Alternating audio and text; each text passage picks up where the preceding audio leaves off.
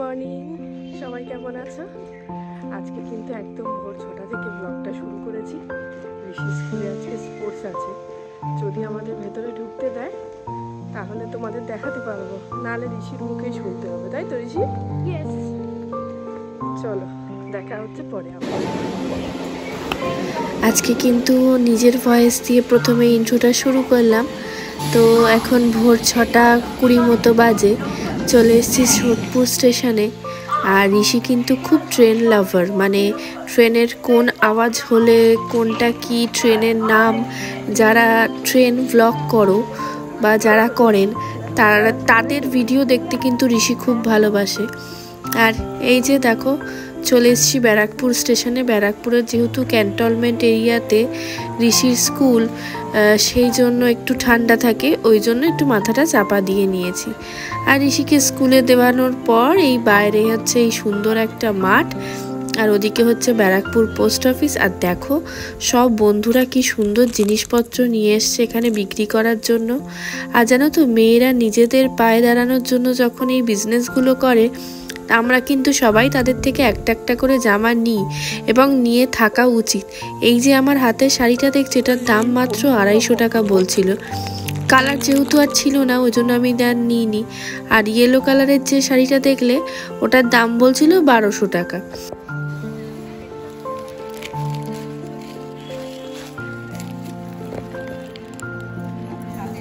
এখানেও দেখো আরেক দিদি নতুন এসছে, খুব সুন্দর সুন্দর কাঁথা স্টিচ নিয়ে এসছে।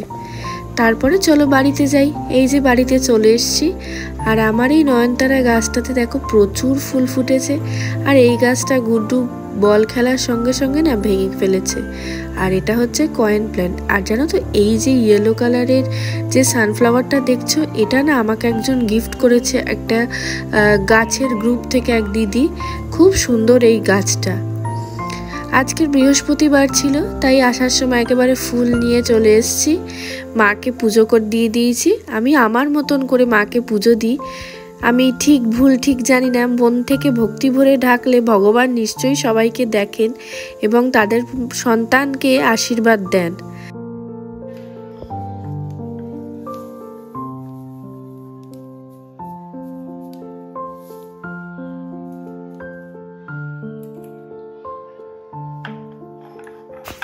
পুজো করে এবার চলে এসেছি দুপুরের খাবারের জোগাড় করতে। আজকে করব ঝিঙে আলু পোস্ত, তার জন্যই পোস্তটা নিয়ে নিয়েছি। আর এটা কিন্তু জেকের পোস্তটা ছিল। আমরা রান্নায় কিন্তু জেকের পোস্তই বেশি ব্যবহার করে থাকি। এছাড়া আগে একটা লুজ পোস্ত ইউজ করতাম, কিন্তু সেটা ঠিক খুব একটা ভালো হয়নি। মাঝখানে দেখলাম পুরো সুজির মতন দানা ছিল, তো সেই জন্য আর আনছি না। আর জানো তো, আমরা কিন্তু পোস্ত বলো সর্ষে বলো বেশিরভাগটাই কিন্তু আমরা শিলে বেটে রান্না করি। আর আমার হাজবেন্ড তো একদম মিক্সিতে বেটে খাওয়া পছন্দ করে না, কিন্তু কিছু করার উপায় নেই। আদা রসুনটা আমি আর মিক্সি ছাড়া শিলে বাটতে পারি না, কারণ শিলটা না আমার ঠিকঠাক কাটা হয়নি। অনেক দিন হলো শিল কাটার লোককেও দেখতে পাই না, তা শিলটা একদম কাটানো হয়নি। আর ওগুলো না বাটতে বড্ড প্রবলেম হয়ে যায়। তো সেই জন্য দেখলাম একটুখানি পোস্ত কম হচ্ছে, আমরা একটু বেশি পোস্ত খেতে বেশি প্রেফার করি, সেই জন্য আরেকটু পোস্ত দিয়ে বেটে নিলাম।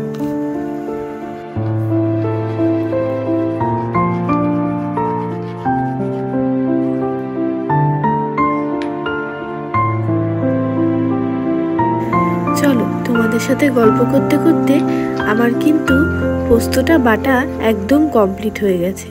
আর জানো তো, একটা কাঁচা লঙ্কা দিয়ে দিয়েছি, কারণ পোস্তর মধ্যে একটু কাঁচা লঙ্কা ঝালটাও কিন্তু বেশ ভালো লাগে। একটু ঝাল ঝাল পোস্ত হলে আর সঙ্গে ডাল থাকলে আর কিছু লাগবেই না। তো এই যে এদিকে কড়া বসিয়ে দিয়েছি। আর আমি কিন্তু পোস্তটা রান্না করব একদম সর্ষের তেলে।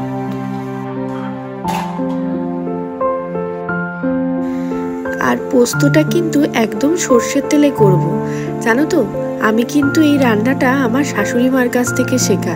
হাতে কলমে ভাবছো? না না, হাতে কলমে না গো। উনি রান্না করে দিত, আর আমি টেস্ট শুনে বলতাম, মা এটা কি দিয়েছো গো, এখানে কি দিয়েছো গো। তা মা আমাকে বলে দিত, আমি সেই শুনেই এখন মায়ের অবর্তমানে মায়ের বলে যাওয়া রান্নাগুলো ট্রাই করি। মাঝের মধ্যে 100-এ হয়ে যায়, আবার মাঝের মধ্যে 110ও হয়ে যায়। তো চলো এই যে আলুটা ভেজে নিচ্ছি, ভেজে নিয়ে একটু লাল লাল হয়ে গেলেই ঝিঙেটা দেবো। আর জানো তো ঝিঙেটা তো খুব নরম হয়, তা ঝিঙেটা না প্রথমে তোমরা দেবে না। আলুটা ভাজা হয়ে হাফ সিদ্ধ হয়ে গেলেই, মানে 80% সিদ্ধ হয়ে গেলে তারপরে ঝিঙেটা দেবে। আর এই গরমকালে গরম গরম ভাতের সাথে কিন্তু আলু ঝিঙে পোস্ত অসাধারণ জমে যাবে।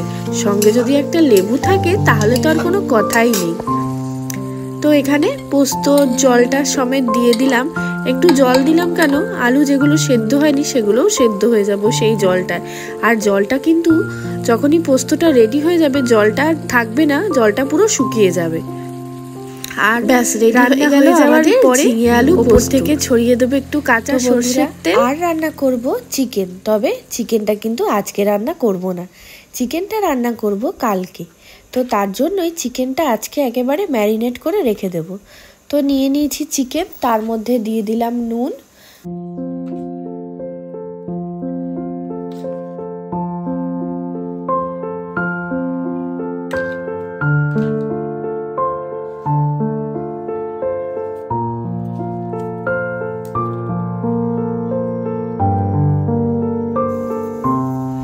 তো এখানে চলে এসেছি চিকেনটাকে ম্যারিনেট করার জন্য।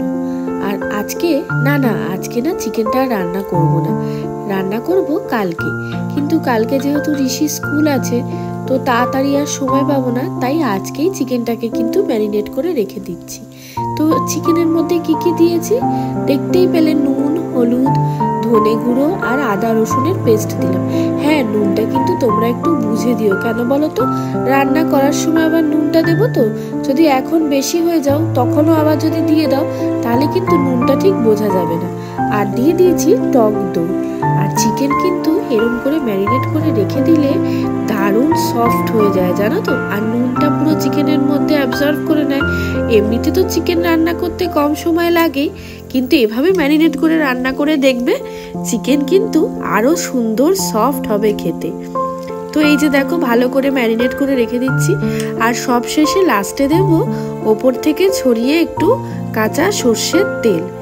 এর মধ্যে অনেকে রিফাইন তেলও দেয়, কিন্তু আমার চিকেন রান্না করার জন্য, মানে চিকেন কষা যখন আমি রান্না করি আমি কিন্তু তখন বেশিরভাগ সময় সর্ষের তেলে রান্না করি।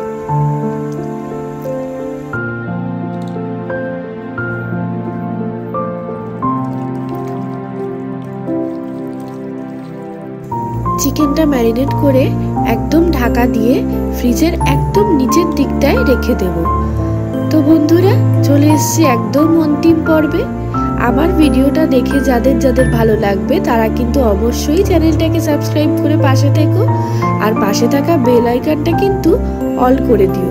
আর আমার পরিবারে যারা নতুন এসেছো তাদেরকে অনেক স্বাগত আমার পরিবারে। দেখা হচ্ছে আরো সুন্দর একটা ভিডিও নিয়ে, ততক্ষণের জন্য কিন্তু তোমরা খুব খুব খুব ভালো থেকো।